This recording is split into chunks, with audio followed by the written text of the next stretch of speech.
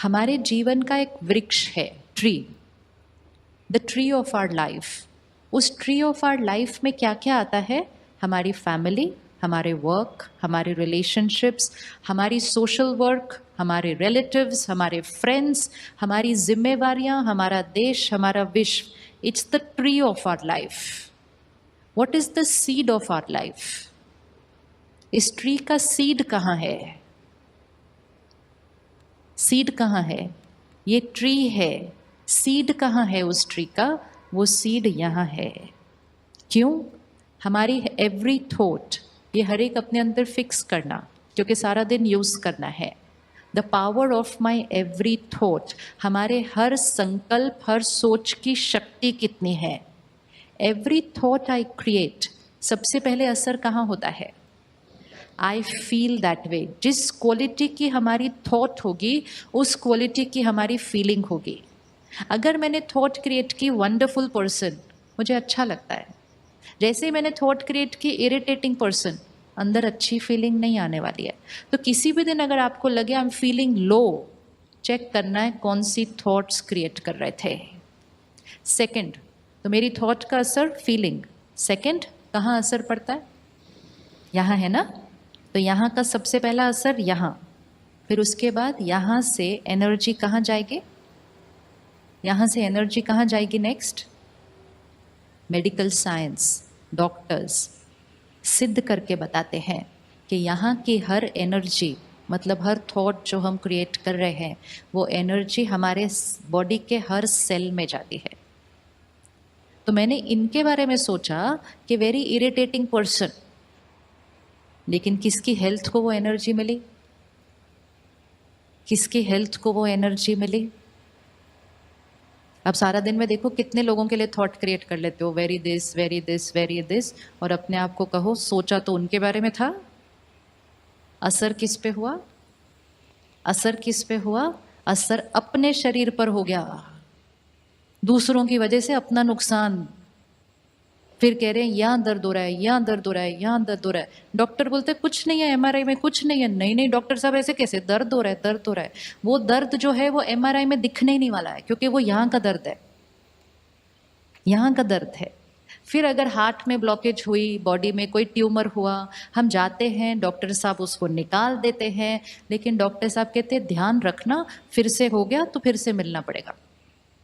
अब हम उनको क्यों नहीं पूछते हैं कि एक बार आपने ब्लॉकेज निकाल दिया, आपने एक बार वो कैंसर मेरे शरीर से निकाल दिया, आपने वो ट्यूमर निकाल दिया, why should it happen again? Why should it happen again? निकाल दिया तो निकाल दिया, finished. Why should it happen again? क्योंकि वो ब्लॉकेज को और ट्यूमर को सेकेंड स्टेज से निकालते हैं। ये सेकेंड स्टेज है ब्लॉकेज और ट्यूमर की। फर्स्ट स्टेज कहाँ थी? ब्लॉकेज फर्स्ट स्टेज कहाँ पर है? वेरी गुड, यहाँ पर है ना। यहाँ का डॉक्टर नहीं निकाल सकेगा ना ब्लॉकेज यहाँ से। ट्यूमर यहाँ होता है, ब्लॉकेज यहाँ होती है, एनर्जी दर्द यहाँ होता है, नेगेटिव टॉक्सिक एनर्जी यहाँ पकड़ के रखते हैं। बहुत सालों के बाद उसका रिजल्ट इस शरीर में आता है। फिर मेडिकल साइंस उस चीज को इस शरीर से ही निकाल सकती है। और यहाँ से कौन निकाल सकता है? यहाँ से कौन निकाल सकता है? हम, फॉर फ्री। फ्री में होगा ये। इसलिए दूसरों के बारे में सोचकर अपनी सेहत को बोलिए एक बार, आज से मैंने दूसरों की वजह से, बोलो बोलो अच्छे से, आज से मैंने दूसरों की वजह से अपनी हेल्थ खराब नहीं करनी। मेरी हेल्थ किसकी जिम्मेवारी? मेरी जिम्मेवारी। अपनी हेल्थ के लिए मैंने हर एक के बारे में कैसा सोचना है? अच्छा, अच्छे से बोलो एक बार, अपनी हेल्थ के लिए मैंने हर एक के बारे में कैसा सोचना है? वो क्या काम करते हैं वो उनकी जिम्मेवारी, हम कैसा सोचते हैं वो हमारी जिम्मेवारी। उनका कर्म उनकी हेल्थ बनाएगा, मेरी सोच मेरी हेल्थ बनाएगा। उनकी वजह से मेरे घुटनों में दर्द नहीं होना चाहिए, मुझे बीमारी नहीं होनी चाहिए। सोचते उनके बारे में, हेल्थ हमारी खराब होती है, वेल्थ हमारी जाती है, सफरिंग हमें होती है, परिवार हमारा परेशान होता है। कर्म वो कर रहे थे। सोचो कनेक्टेड कितना हो गया सब, क्योंकि हम सबके बारे में सोच रहे थे। So my every thought first here, second my every thought Here. Now third, my every thought.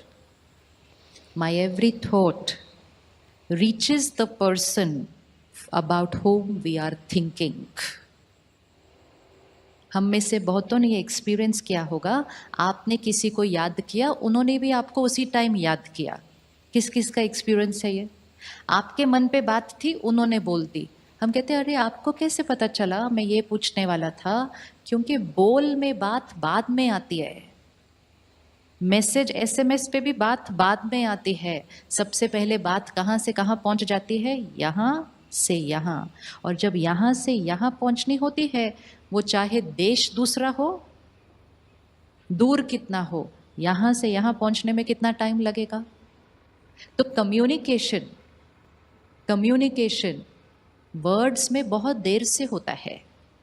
सबसे पहला कम्युनिकेशन कहाँ हो जाता है? आप सोचो, आप सिर्फ सोचो. अभी आप बैठकर यहाँ सोचो सिर्फ एक, and it has reached there. इसलिए थोड़ा ध्यान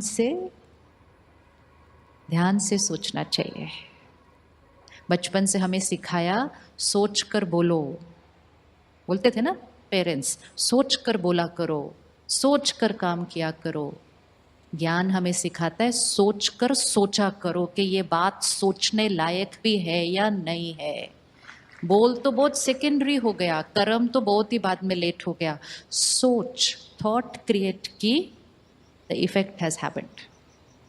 आज रिश्ते थोड़े से फ्रजाइल क्यों? क्योंकि हम बोलते अच्छा हैं एक दूसरे के साथ, हम लिखते भी मैसेजेस अच्छा है, हम बिहेवियर भी अच्छा करते हैं, लेकिन हम सोच क्या रहे हैं एक दूसरे के लिए.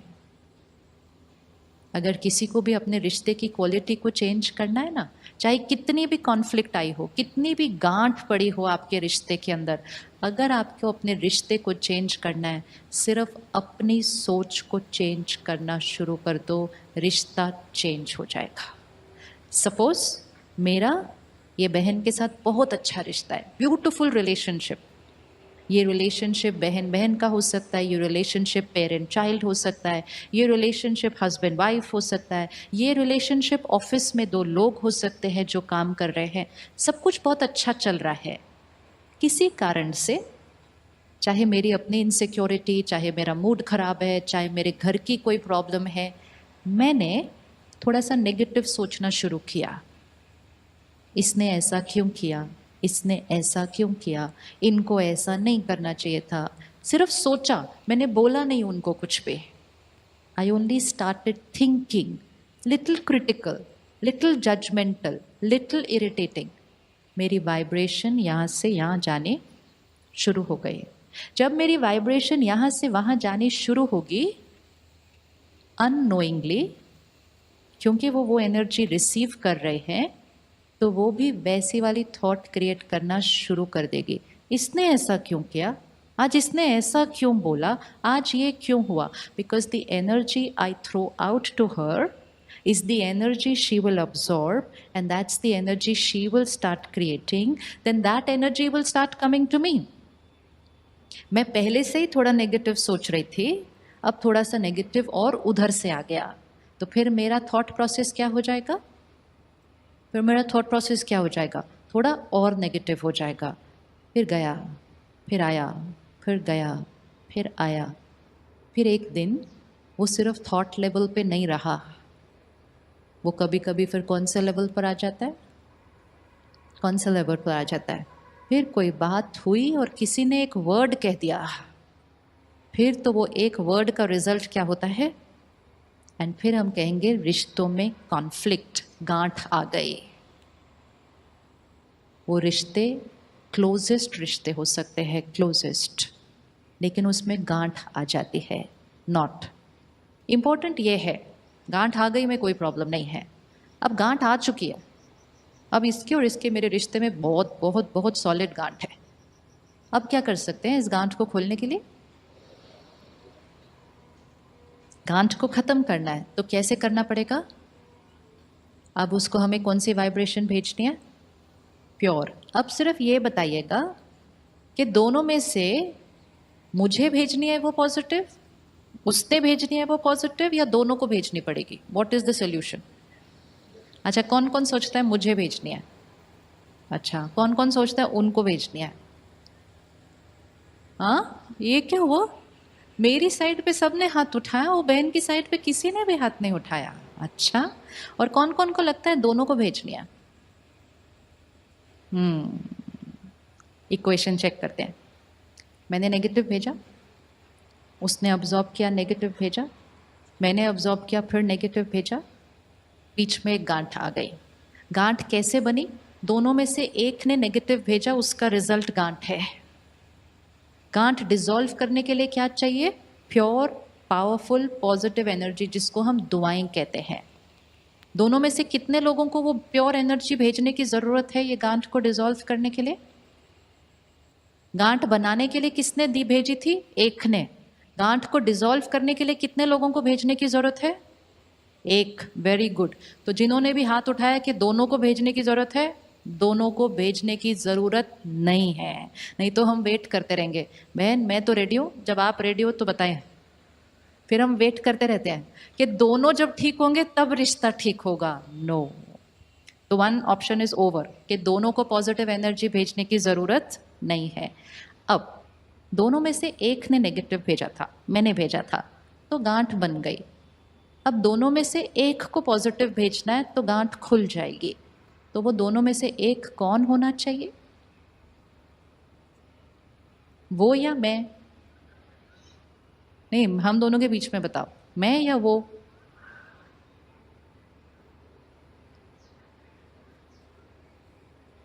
मैं या वो? आप लोग में से कोई भी मेरी साइड पे नहीं आज। सोचो, इक्वेशन देखो। दोनों में से एक ने नेगेटिव सोचा, गांठ बन गई। दोनों में से एक अच्छा सोचेगा, गांठ खुल जाएगी। हाउ डज इट मैटर कि वो एक मैं हूं या वो एक वो है? दोनों में से सिर्फ एक को अच्छा सोचना है। हो सकता है मेरे पास अच्छा सोचने की क्षमता ही नहीं है अभी। हो सकता है मेरी स्थिति इतनी डाउन है, मैं मन में इतनी दुखी हूँ, इतना कड़वा मेरा मन हो चुका है कि मैं अच्छा सोच ही नहीं सकती। तो क्या ये रिश्ता कभी ठीक नहीं होगा? हमेशा यू हैव टू रिमेंबर, दोनों में से कोई एक, जरूरी नहीं है जिसने नेगेटिव भेजा था उसी को पॉजिटिव भेजना है। दोनों में से कोई एक भी अच्छा भेज देगा, गांठ सरवाइव कर नहीं सकती। So don't wait for the other person, don't wait for the other person. अपने रिश्तों की गांठ को कौन खोलेगा? हम नहीं बोलना कभी भी। हम is a very risky word. Hum is a very, very risky word. It means it requires two people to do it. दोनों के रिश्तों की गांठ को कौन खोलेगा? मैं, I, sure? लेकिन गलती उन्होंने की थी, गलती उन्होंने की थी। कौन खोलेगा गांठ को? लेकिन वो बार बार गलती करते हैं, कौन खोलेगा गांठ को? लेकिन वो तो अभी भी गलती कर रहे हैं, कौन खोलेगा गांठ को? हर बार मैं क्यों? आंसर दीजिए ना, हर बार मैं क्यों? हर बार मैं इसलिए क्योंकि वो मेरे पास संस्कार है।